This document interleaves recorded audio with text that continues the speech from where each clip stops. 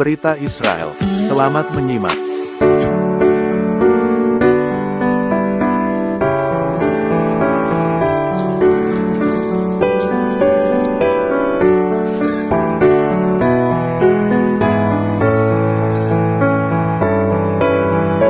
אזרחי ישראל, אנחנו במלחמה על קיומנו.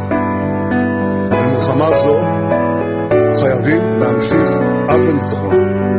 על אף הלחצים הבינלאומיים, וגם על אף המחיר הכבד מנשוא שהמלחמה גובה מאיתנו, למפול בנינו ובנותינו היקרים. Perdana Menteri Benyamin Netanyahu pada Selasa malam menegaskan jalur Gaza harus didemilitarisasi setelah perang dengan Hamas, dan mengatakan hanya pasukan pertahanan Israel dan bukan kekuatan internasional manapun yang dapat dipercaya untuk menjalankan misi tersebut. Berbicara dalam konferensi pers bersama dengan Menteri Pertahanan Yoav Gallant dan Menteri Benny Gantz, Netanyahu mengatakan pengalaman masa lalu menunjukkan bahwa pasukan internasional tidak efektif dalam demilitarisasi wilayah yang dikuasai pasukan yang memusuhi Israel dan bahwa ia tidak akan menerima pengaturan seperti itu di Gaza. Netanyahu juga mengecam PBB, kelompok hak asasi manusia dan organisasi perempuan pada Selasa malam, karena gagal bersuara menentang kekerasan seksual parah yang dilakukan oleh Hamas dalam kekejaman yang dilakukan pada tanggal 7 Oktober. Dia menyerukan kepada semua pemimpin dan pemerintah yang beradab untuk mengutuk pemerkosaan massal yang dilakukan oleh teroris Hamas, dan mempertanyakan apakah diamnya banyak kelompok disebabkan karena korbannya adalah perempuan Yahudi. Gantz dalam sambutannya mendesak Netanyahu untuk menghapus dana diskresi sebesar 1 miliar shekel Israel baru, yang telah dialokasikan untuk janji-janji politik dari anggaran masa perang, yang akan segera dilakukan melalui pemungutan suara di Knesset. Ketiga politisi tersebut, yang bersama-sama membentuk kabinet perang yang menangani serangan di Gaza, menekankan bahwa memulangkan 138 sandera yang masih berada di jalur Gaza adalah prioritas utama setelah pertemuan yang penuh ketegangan pada Selasa pagi dengan keluarga para sandera. Namun mereka juga menegaskan bahwa alasan yang mendasarinya adalah bahwa mereka tidak bisa melakukan apa-apa. Operasi di Gaza adalah kunci untuk mencapai tujuan ini.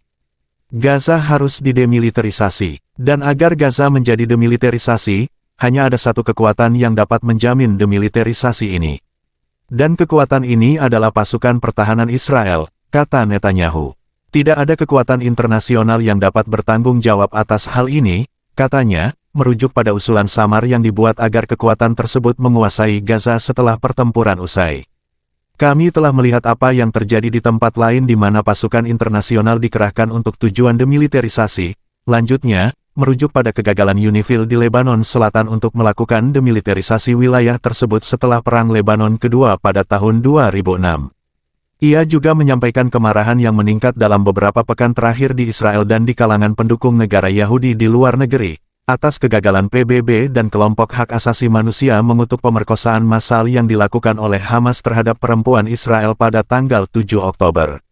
Organisasi wanita PBB akhirnya pada tanggal 1 Desember, mengutuk serangan biadab yang dilakukan Hamas pada tanggal 7 Oktober setelah berminggu-minggu ragu-ragu dan menyatakan kekhawatiran atas banyaknya laporan tentang kekejaman berbasis gender dan kekerasan seksual selama serangan tersebut. Saya telah mendengar, dan Anda telah mendengar, tentang insiden pelecehan seksual dan pemerkosaan dengan kekejaman yang tiada bandingannya.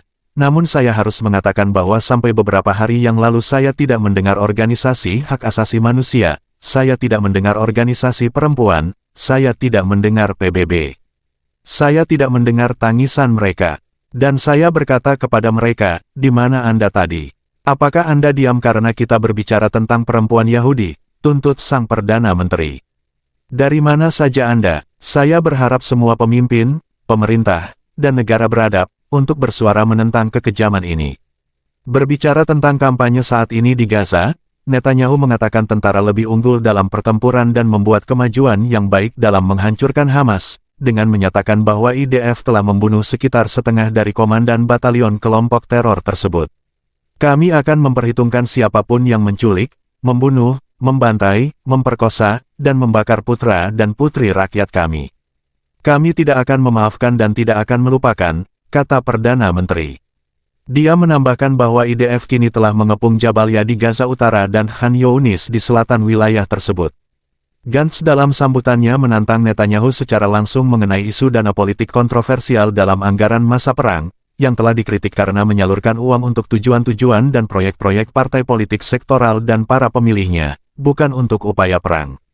Masih belum terlambat untuk menghentikan penambahan anggaran yang tidak berhubungan dengan pertempuran dan segala sesuatu di sekitarnya, dan mengalihkannya ke upaya perang, seperti sumber daya lain yang tersedia, kata Gantz. Kita harus bertindak berdasarkan pertimbangan kolektif nasional, lanjutnya, seraya menambahkan bahwa sekaranglah saatnya untuk menunjukkan kepemimpinan. Netanyahu dengan sopan menolak seruan Gantz, dan mencatat bahwa anggaran perang berjumlah sekitar 30 miliar shekel Israel baru, untuk 1,5 bulan terakhir tahun ini, dengan dana diskresi mencapai 1 miliar shekel Israel baru dari jumlah tersebut. Ini adalah anggaran yang sangat besar. Tidak ada kekurangan uang, kata Netanyahu. Guys, Israel tidak bangkrut seperti fitnah kaum kadrun, hehehe. Menjawab pertanyaan tentang masa depan politiknya, Netanyahu menyatakan bahwa ini adalah waktu yang salah untuk membahas masalah tersebut, atau mengundurkan diri mengingat kegagalan militer, intelijen, dan strategis yang parah, yang memungkinkan Hamas melakukan invasi pada tanggal 7 Oktober. Tentu saja, kami dapat memberikan apa yang diinginkan Hamas.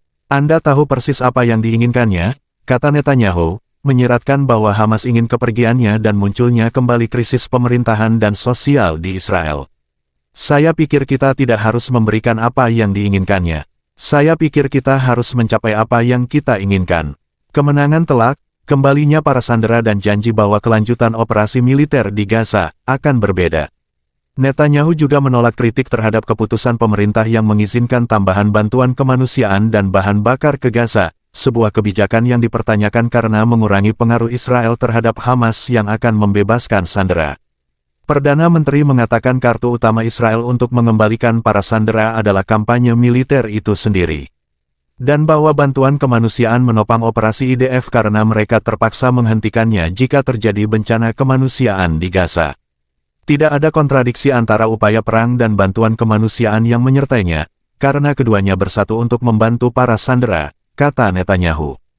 Ketika ditanya tentang sanksi terhadap pemukim ekstremis yang melakukan kekerasan di tepi barat yang diumumkan oleh Departemen Luar Negeri Amerika Serikat pada Selasa malam, Gantz mendesak Amerika Serikat untuk tidak berbicara tentang kekerasan pemukim dan menegaskan bahwa 99% pemukim adalah normatif, sesuai hukum, orang-orang yang taat.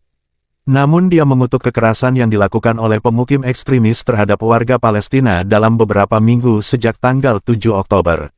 Menjawab pertanyaan yang sama, Gallant mengatakan hanya IDF, polisi, dan aparat keamanan yang berhak menggunakan kekerasan.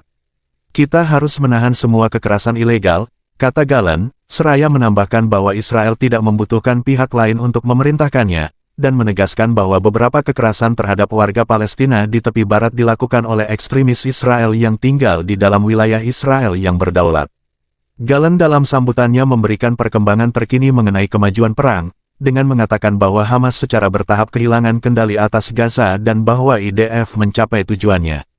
Apa yang terjadi di kota Gaza kini terjadi di Khan Younis, dengan hasil yang mengesankan, kata Menteri Pertahanan.